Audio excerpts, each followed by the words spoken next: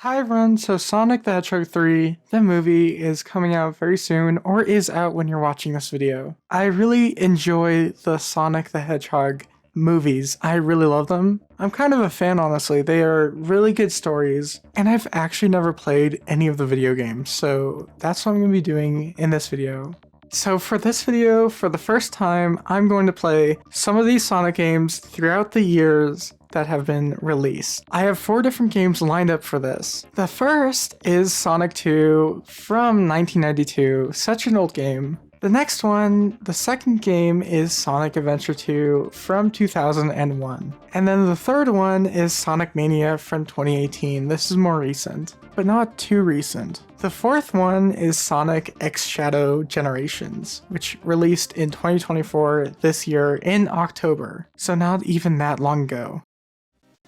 So, day one of this, I played Sonic 2 from 1992, and I could see that it would have been really fun to play this in the 1990s. It's really fun now, and it would have been really amazing at the time. It would have been a really fun game at the time. Nowadays, it's a little bit harder to play this game. You mainly only have the Sonic levels, and so if you keep dying like I died a lot in Chemical Plant 2, and I died a lot in the Aquatic Ruins too. The first level, it's not too hard, but the second level, you always have a boss fight. And I think the reason they had this mainly back in the day was because you could only store so much on a cartridge or a game back then.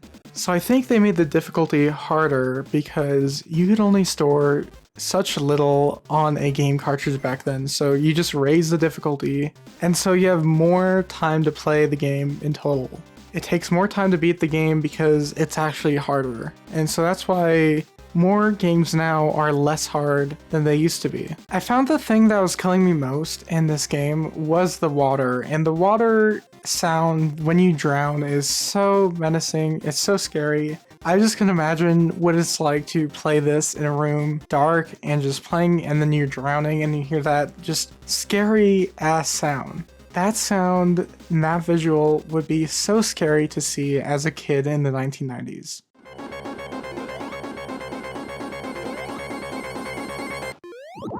I would say my thoughts playing a couple hours of it is that it's a mixed bag. I think if you played this game a couple times, maybe you'll really enjoy it because then you've kind of outmatched the difficulty at that point. But playing this only for a bit, it was quite fun but also quite difficult. So there was some pain in there, but there are some fun moments too. So it was both of those combined, and generally, if you played this more, you would get more fun out of it in the long term, I think. On my brief look of this game online as well, it seems like there's a pretty decent speedrun community for this game, and so that kind of factors into everything else I'm saying as well. So day 2 was me playing Sonic Adventure 2 from the year 2001. I had some issues with the Steam version of Sonic Adventure 2. Firstly, it kept defaulting to my integrated graphics on my Intel processor instead of the GPU I had, which was NVIDIA. So I had to tweak that, and then eventually I got it working with my NVIDIA GPU.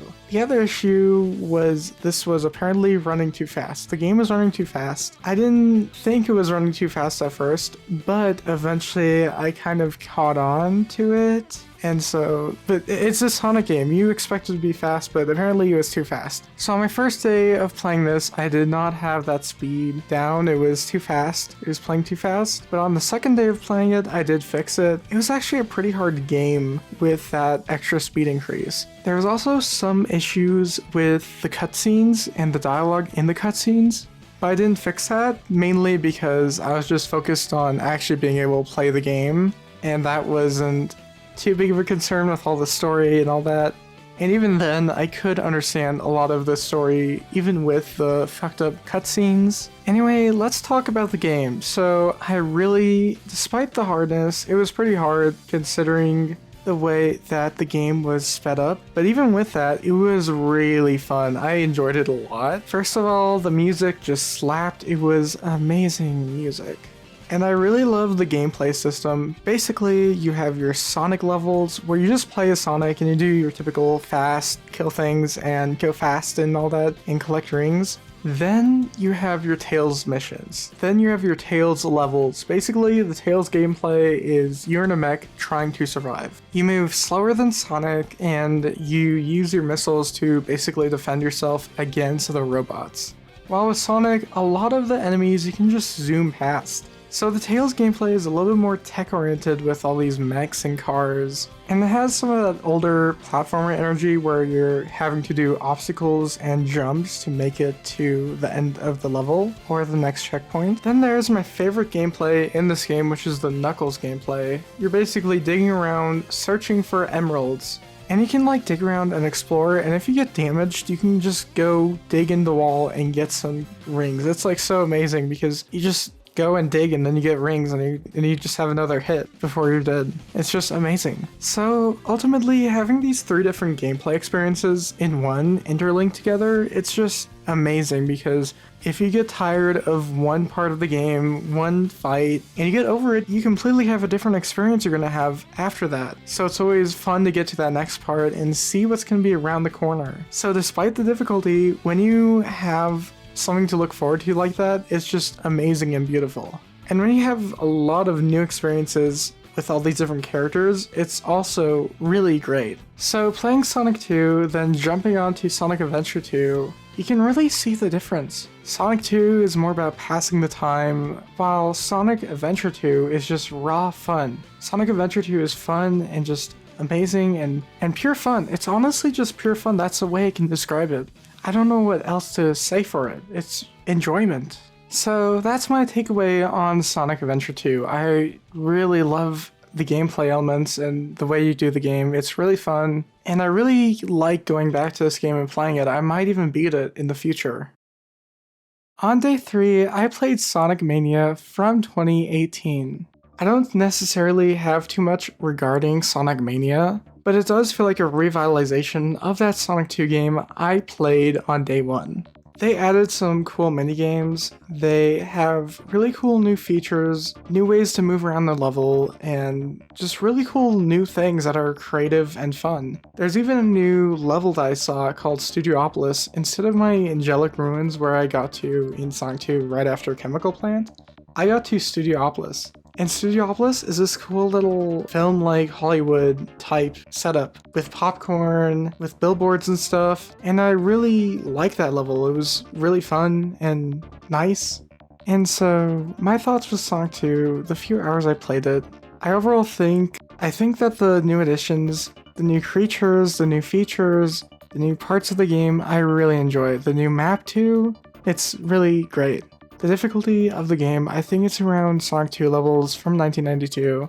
It seems about as difficult. There's some new additions obviously, so it might be harder in some areas. Maybe in some areas it's a little bit easier, but I don't know. That's mostly my thoughts around Sonic Mania.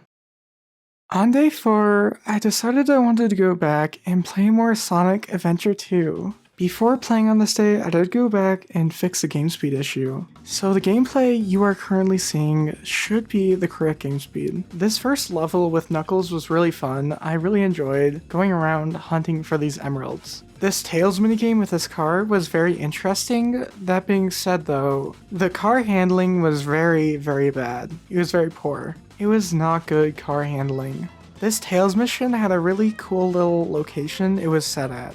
And some of the targeting with the mech weapons just plain sucked. It's definitely due to this game being a 2001 game. I mean, you barely had stuff like Halo coming out at that time. After spending way too long on that Tails map, I finally got to the Sonic one. These new hourglass things I brought into this map were pretty cool. Otherwise, it's your typical cool little Sonic map. This Knuckles map was a really fun, little interesting search to find some keys. Then after that, there's this really cool little Ghost Balls fight that I liked. And that was about it for that play session. The other point of the video where I did do Sonic Adventure 2, I went more general. This time I went level specific. So yeah, this is a really fun game. I fucking love it. Generally, fixing that speed issue made the game a little bit more easy, a little bit more playable, and more fun. This game is still good, even accounting for that it was made in 2001. On day 5, I played the most newest and up-to-date Sonic game out there, Sonic X Shadow Generations, that came out October 2024. Before I give you my thoughts on Sonic X Shadow Generations, I'll first clarify what this game even is.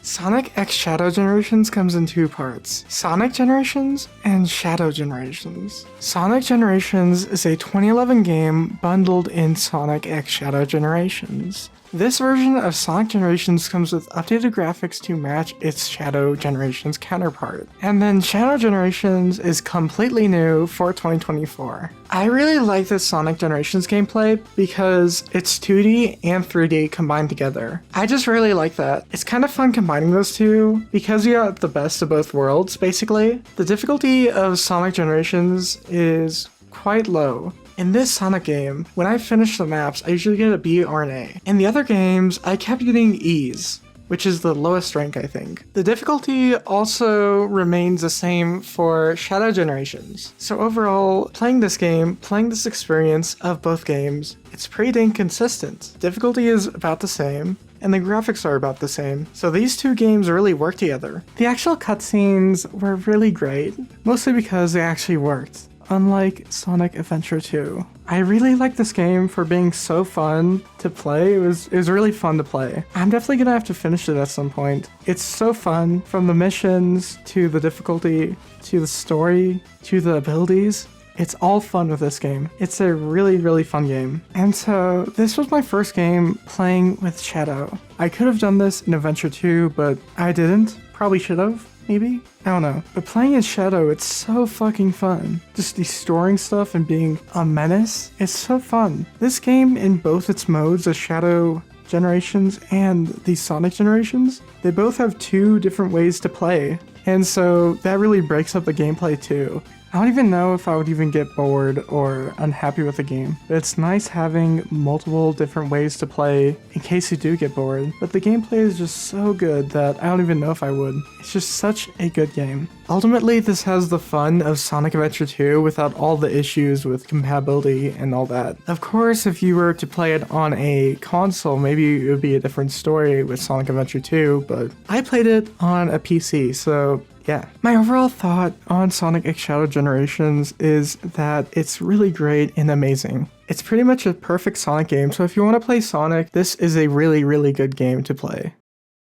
Some observations that I did find were that these games were not particularly easy. I mean, if you're a kid, you can beat the Sonic games, but if you're an adult, it's not going to be just a super easy playthrough. You're going to have to maybe restart a couple times, especially on the older games. On the newer ones, it's a bit easier than before. It was really fun playing these Sonic games. They're just really good gameplay experiences, at least for me. I love fast gameplay stuff, and Sonic is one of those things that is that. Playing the games probably makes me feel more appreciative around the movies, but also I think the bigger thing is that I think I know something about Sonic. I finally get the gameplay experience, and I've played it now. I think my two favorite games out of the four were Sonic Adventure 2 and Sonic X Shadow Generations. I don't know, I'm more of a 3D gamer, honestly, and so maybe that's why I like those games more. That being said, I will continue playing these games. I'll probably go fix the cutscenes for Sonic Adventure 2 once this video's over and I can play a little bit more. In general, I really like these games. If you have the money, probably go get Sonic X Shadow Generations. It's really good and fun. If you don't have too much money, maybe you can do Sonic Adventure 2 and fix the various bugs and problems that game has. But if you haven't played a Sonic game, I recommend it because it's pretty fun. But that's about it with the video, so like if you like, dislike, subscribe if you want, and bye.